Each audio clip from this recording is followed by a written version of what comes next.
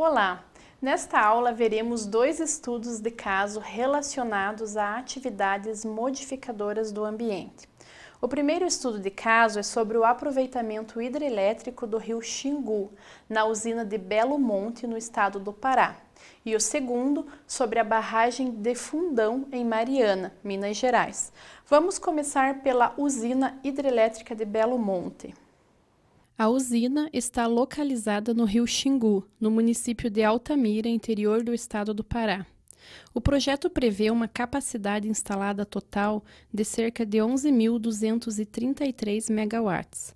A área de inundação provocada pelo represamento do rio Xingu é de aproximadamente 503 km², dos quais 228 correspondem ao leito do próprio rio, sendo a área restante relacionada a seus afluentes. A construção da usina hidrelétrica de Belo Monte é um projeto antigo, da década de 1970, período da ditadura militar no Brasil, quando ainda não se tinha uma grande preocupação com as degradações ambientais causadas por esse tipo de empreendimento. Esse projeto, que entrou em operação no mês de maio de 2016, gerou polêmicas por mais de 4 décadas. Belo Monte é a maior usina 100% brasileira e a principal preocupação ambiental devido a esse empreendimento é o fato dele estar localizado em uma das regiões com maior biodiversidade do Brasil. A riquíssima diversidade cultural da região, composta por inúmeras comunidades ribeirinhas e povos indígenas, também serão impactados direta ou indiretamente pela usina. A construção da usina de Belo Monte é considerada uma das maiores obras de engenharia das últimas 3 décadas no Brasil. Após sua conclusão, será a terceira maior usina hidrelétrica em operação do mundo. A primeira versão do projeto era chamada de Cararaô e foi elaborada em 1975. No entanto, houve muitas alterações no projeto original da usina, consequência da pressão dos movimentos ambientalistas, surgidos na década de 70. Por exemplo, para reduzir os impactos ambientais, a área do Lago de Belo Monte tem 1/4 da capacidade prevista inicialmente. O projeto inicial de alagar terras indígenas foi abandonado, mas como consequência dessa decisão, a geografia da região de Volta Grande do Xingu foi significativamente alterada. Além disso, a hidrelétrica vai comprometer o escoamento natural do rio, o que pode afetar gravemente a flora e a fauna do local. O alagamento permanente de áreas submergiu milhões de árvores, comprometendo também a vida de muitas espécies de peixes, e áreas de agricultura de pequeno porte foram inundadas. O transporte fluvial em algumas áreas será comprometido e comunidades ribeirinhas serão totalmente isoladas. O projeto também pode aumentar a pressão por desapropriação de terras indígenas protegidas por lei. Além disso, alguns especialistas defendem que as outras usinas hidrelétricas do Brasil são subutilizadas e que a otimização das existentes poderia dispensar a construção desta obra.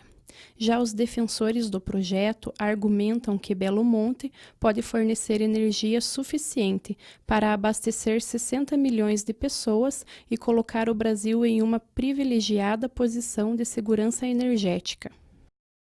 Defendem também que a energia hidrelétrica é uma energia limpa, renovável e sustentável, que assegurará o desenvolvimento econômico e social do país.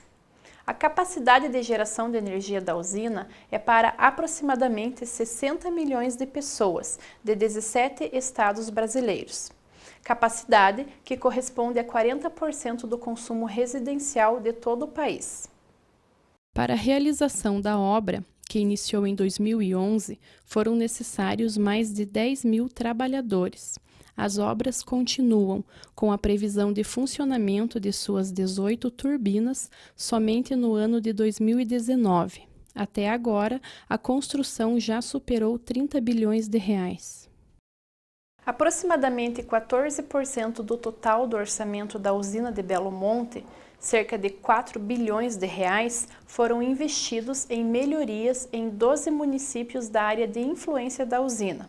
Mais de 30 mil pessoas foram transferidas das áreas de risco para 5 novos bairros, construídos pela Norte Energia, que é a empresa responsável pela construção da usina.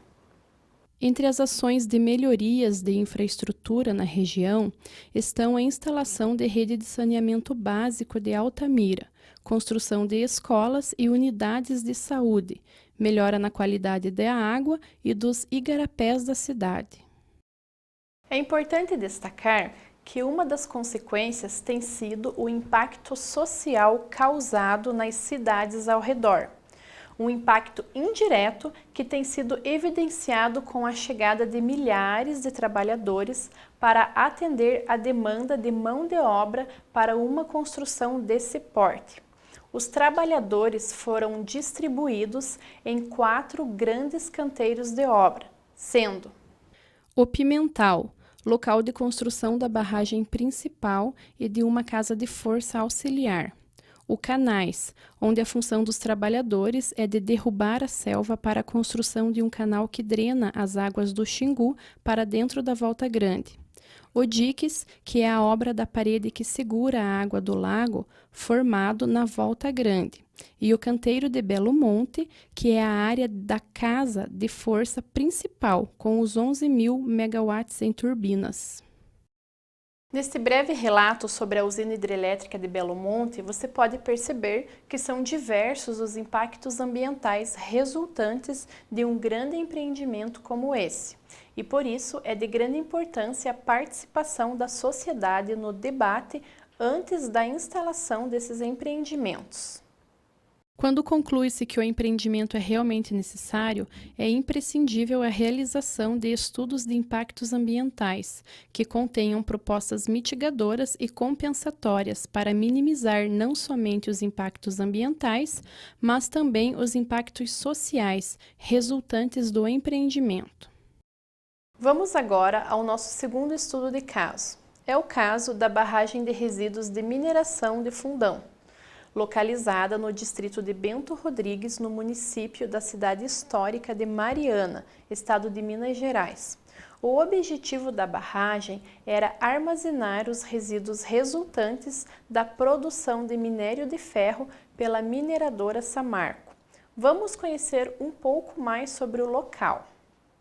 O distrito de Bento Rodrigues, com 317 anos, no município mineiro de Mariana, tinha história. O vilarejo de 600 habitantes fez parte da rota da Estrada Real no século XVII e abrigava igrejas e monumentos de relevância cultural.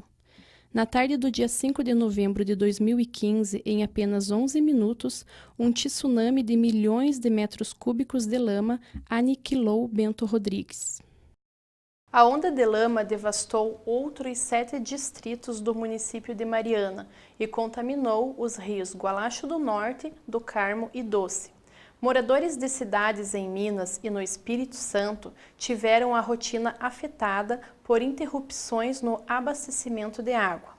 O destino final da lama foi o Mar do Espírito Santo, onde o Rio Doce tem sua foz. Em seu caminho, a lama foi causando impactos ambientais, como a mortandade de animais, terrestres e aquáticos, por asfixia. A tragédia foi resultante do rompimento da barragem de Fundão, que lançou no meio ambiente 34 milhões de metros cúbicos de lama. Esse desastre é considerado a maior catástrofe ambiental da história do Brasil. A lama atingiu 663 quilômetros de rios e córregos e 1.469 hectares de vegetação, ao longo de 77 quilômetros de cursos d'água, incluindo áreas de preservação permanente. Além disso, segundo o laudo técnico do IBAMA, 18 pessoas morreram e das 251 edificações do distrito de Bento Rodrigues, 207 acabaram soterradas, sendo que mais de 600 famílias ficaram desabrigadas, com perdas de vínculos sociais de sua comunidade. A tragédia também ocasionou a destruição de áreas agrícolas e pastos, com perdas de receitas econômicas, a destruição de áreas de preservação permanente e vegetação nativa de Mata Atlântica, a mortandade de biodiversidade aquática e fauna terrestre, o assoreamento de cursos d'água e a interrupção do abastecimento de água. Os rejeitos de mineração de ferro têm potencial de afetar o solo ao longo do tempo. Alterações nas características do solo dificultam a recuperação e o desenvolvimento de espécies vegetais que ali existiam, podendo modificar a médio e longo prazo a vegetação local, com o estabelecimento de ecossistemas diferentes dos originais. Segundo o IBAMA, a mineradora Samarco havia sido fiscalizada 2 anos antes da tragédia e nenhum problema de ordem técnica havia sido encontrado na barragem. No entanto, as licenças de operação estavam vencidas há quase 2 anos e meio e o pedido de revalidação pela empresa Samarco foi feito no prazo. No entanto, a licença de operação não foi emitida por uma greve no Sistema Estadual de Meio Ambiente de Minas Gerais. De acordo com o Departamento Nacional de Produção Mineral, citado pelo IBAMA em seu laudo técnico sobre o desastre, a barragem de Fundão estava classificada como de baixo risco pelo bom monitoramento e documentação em dia. No entanto, por estar situada em região de alta densidade populacional, sua classificação do dano potencial associado, ou seja, de gravidade do que poderia acontecer em caso de ter acidente, seria alto. Segundo a lei, empresas que exercem atividades com riscos conhecidos como a mineração assumem o ônus por eventuais acidentes. Atualmente, existem técnicas modernas para o manejo desses rejeitos, que usam filtros para garantir sua drenagem. No entanto, o emprego dessas técnicas tem um custo mais elevado que o uso de barragens e podem encarecer a exploração de uma jazida. Ao vermos tragédias como essa, concluímos que, em alguns casos, o não investimento em técnicas mais caras podem resultar em prejuízos econômicos muito maiores, além dos prejuízos ambientais e sociais que muitas vezes são incalculáveis. Nesses estudos, devem ser indicadas as melhores técnicas disponíveis, de modo que tragédias como essa sejam evitadas. Bom, pessoal, chegamos ao final de mais uma aula. Espero que tenham aproveitado. Tchau e ótimos estudos!